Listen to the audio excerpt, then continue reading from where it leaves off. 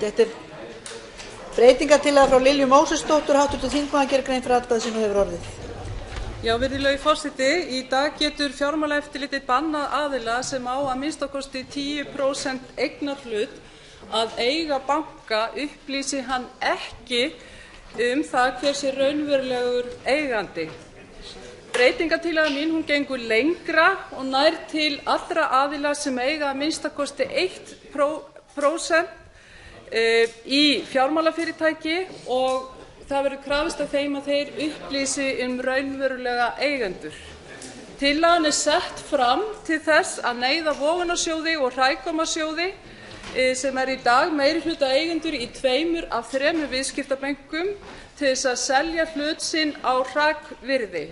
Einkenni hrægammasjóða er falið eignarhald og virðulegi forseti, bankar eiga ekki að vera í eigu hrægammasjóða sem hafa það eitt að markmiði að hámarka skammtímagróða með innheimtu hörku.